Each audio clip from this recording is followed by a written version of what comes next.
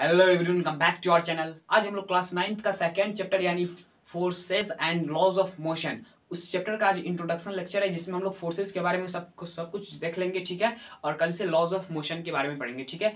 तो आज हम लोग सबसे पहले फोर्स के बारे में पढ़ने वाले हैं, ठीक है। तो फोर्स क्या होता है?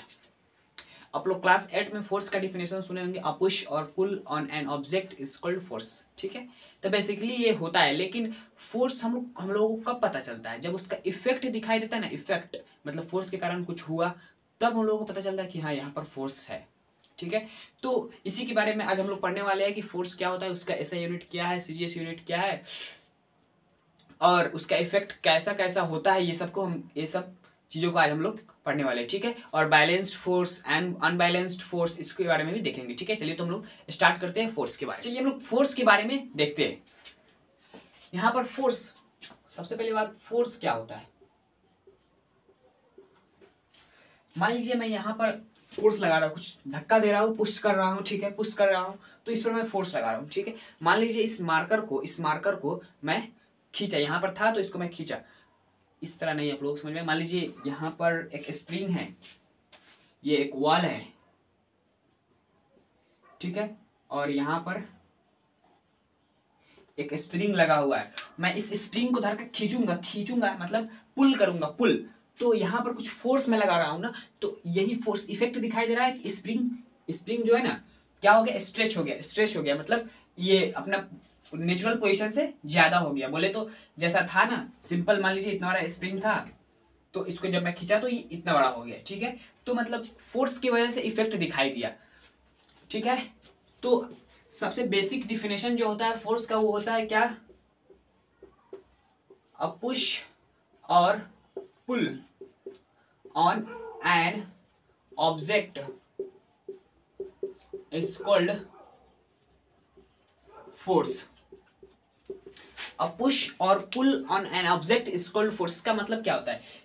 किसी चीज को, किसी ऑब्जेक्ट को हम लोग जब धक्का देते हैं या खींचते हैं, उसको हम लोग फोर्स बोलते हैं, ठीक है। ये एकदम बेसिक डिफिनेशन है, ठीक है। फोर्स का मतलब इफेक्ट से हम लोगों को समझ में आता है, उसके इफेक्ट्स, उसके कितने इफेक्ट्स है, क्या क्या इफेक्ट्स है, उसको हम लोग देखेंगे, ठीक है।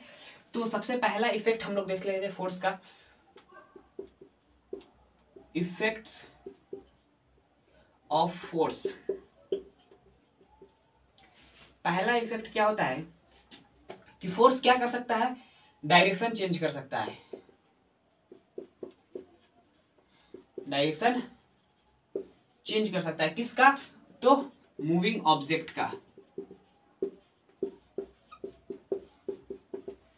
मान लीजिए कोई साइकिल आ रहा है 10 किलोमीटर पर आवर की रफ्तार से, मतलब बहुत कम हो जाएगा, ठीक है। 10 किलोमीटर पर आवर की रफ्तार से आ रहा है उधर से। मैं उसको कुछ फोर्स लगाकर पुश कर या पुल कर उसका डायरेक्शन चेंज कर सकता हूँ, ठीक है। मान लीजिए वो इधर से आ रहा था 10 किलोमीटर पर आवर की रफ्तार से, और उसको मैं पुल कर इधर भेज दिया या इधर भेज दिया, कहीं पर भी भेज दिया, तो मतलब उसको क्या हो गया? उसका डायरेक्शन चेंज हो गया। मैं फोर्स लगाया, उसका डायरेक्शन चेंज हो गया, ठीक है।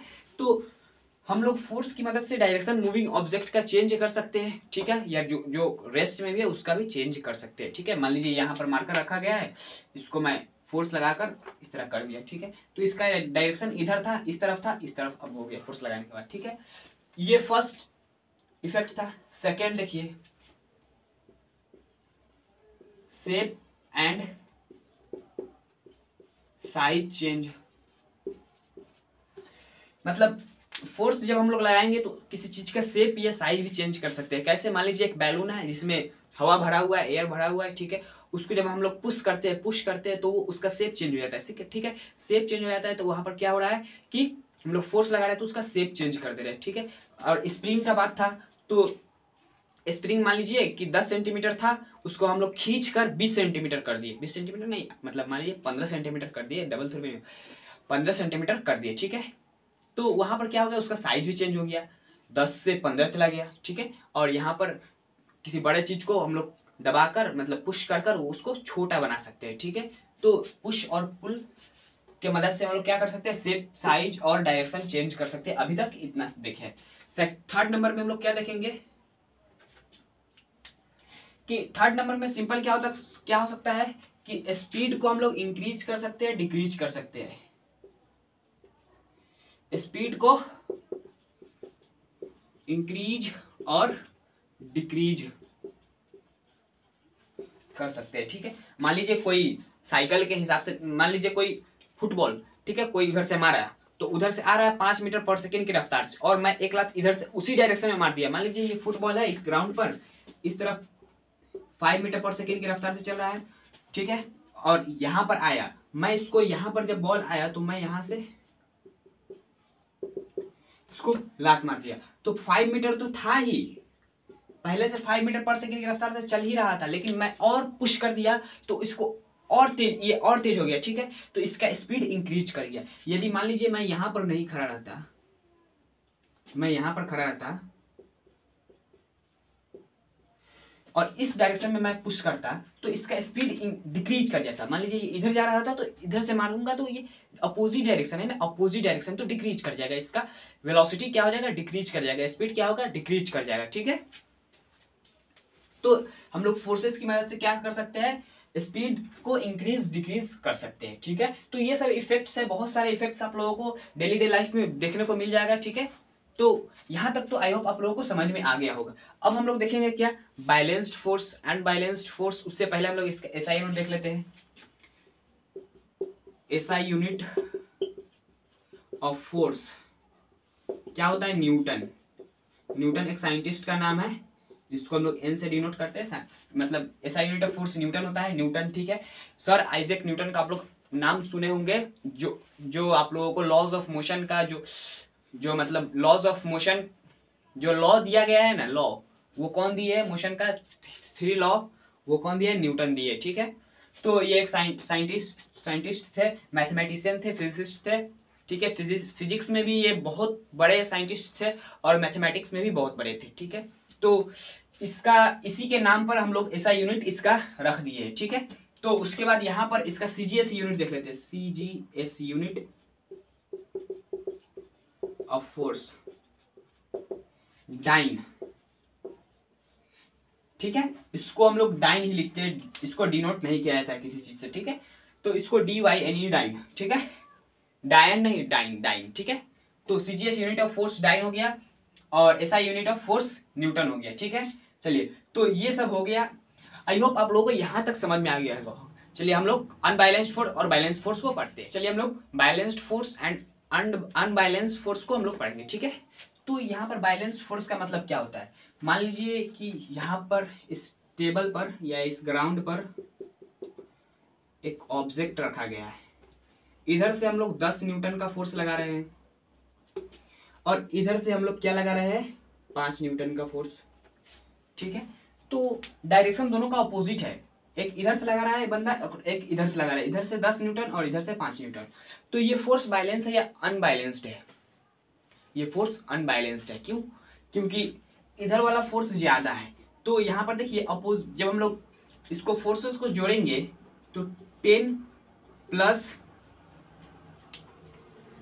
ठीक है, यहाँ पर क्या हो जाएगा 10 प्लस, देखिए एक डायरेक्शन को पॉजिटिव लेना, आप लोग कोऑर्डिनेट ज्योमेट्री आप लोग पढ़े होंगे, आप लोगों को क्लास 9 में दिया है कोऑर्डिनेट ज्योमेट्री, उसमें आप लोगों को इस तरह दिखाया जाएगा कि एक्स एक्सिस वाई एक्सिस होता है, ये पॉजिटिव में लिया जाता है, ये पॉजिटिव में लिया जाता है, इसको निगेटिव में लेते हैं और इसको भी निगेटिव में लेते हैं।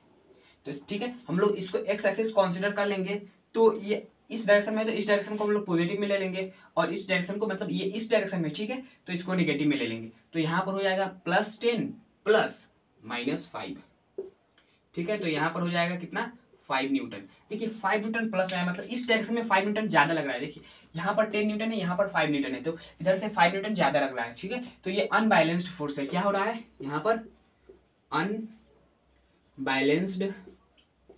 फोर्स एक्ट कर रही है, एक्ट कर रहा है, ठीक है। यहाँ पर क्या हो रहा है, अनबैलेंस्ड फोर्स एक्ट कर रहा है, मतलब ज्यादा या कम फोर्स एक्ट कर रहा है। यहाँ पर समझने की बात ये है, ठीक है। तो और बैलेंस्ड फोर्स क्या होगा, मान लीजिए यही बॉक्स है, यहाँ पर यही बॉक्स है, इधर से हम लोग 10 न्यूटन का फोर्स लगा रहे हैं, इधर से भी हम लोग 10 न्यूटन का फोर्स लगा रहे हैं, ठीक है। तो यहाँ पर क्या होगा कि 10 न्यूटन इधर से भी, 10 न्यूटन इधर से भी, इस बॉक्स का जो पोजीशन रहा होगा, जो इसका मतलब जैसा रहा होगा, रुका हुआ था तो ये रुका रहेगा, ठीक है। और ये चल रहा था बॉक्स। मान लीजिए यहाँ पर कोई साइकिल है, ये गाड़ी है, ठीक है, कार है, बस कुछ भी समझ लीजिए। इधर से हम लोग फोर्स लगाए 400 न्यूटन का, और इधर से लगाए 20 न्यूटन का, और ये 10 मीटर पर सेकेंड की रफ्तार से चल रहा है। इधर से हम लोग 400 न्यूटन ले लेते हैं, ठीक है, 400 न्यूटन ग्राउंड पर चल रहा है, ठीक है। तो इधर से भी 400 न्यूटन, इधर से भी 400 न्यूटन, ठीक है, और ये 10 मीटर पर सेकेंड की रफ्तार से पहले से चल रहा था। तो यहाँ पर क्या इसका स्पीड चेंज होगा? कि आप लोग पढ़े हुए हैं कि फोर्स की वजह से स्पीड चेंज हो सकता है, डायरेक्शन चेंज हो सकता है, लेकिन यहाँ पर क्या हो रहा है कि इधर से भी 400 न्यूटन, इधर से भी 400 न्यूटन, तो क्या होगा यहाँ पर स्पीड चेंज होगा? नहीं। क्यों नहीं होगा? इसलिए क्योंकि फोर्सेस का मैग्नीट्यूड का मतलब होता है न्यूमेरिकल वैल्यू, मतलब ये इसका यूनिट है। ये जो 400 में लिखा हूँ 400, ये मैग्नीट्यूड हो गया और ये यूनिट हो गया। न्यूटन यूनिट हो गया फोर्स का, और ये फोर्स का मैग्नीट्यूड हो गया, ठीक है। न्यूमेरिकल वैल्यू हम लोग बोलते हैं इसको, ठीक है। न्यूमेरिकल वैल्यू प्लस यूनिट मिलकर क्या क्या बनाता है? तो वैल्यू बनाता है। क्या चीज का? तो फोर्सेस का, या किसी भी चीज का, ठीक, किसी भी क्वांटिटी का।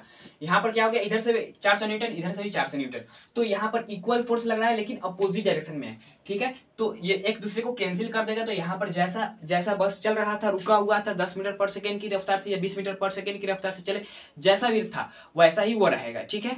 तो यहाँ पर बात यह है कि यहाँ पर बैलेंस्ड फोर्स लग रहा है। यहाँ पर क्या हो रहा है? यहाँ पर लग रहा है आपको बैलेंस्ड फोर्स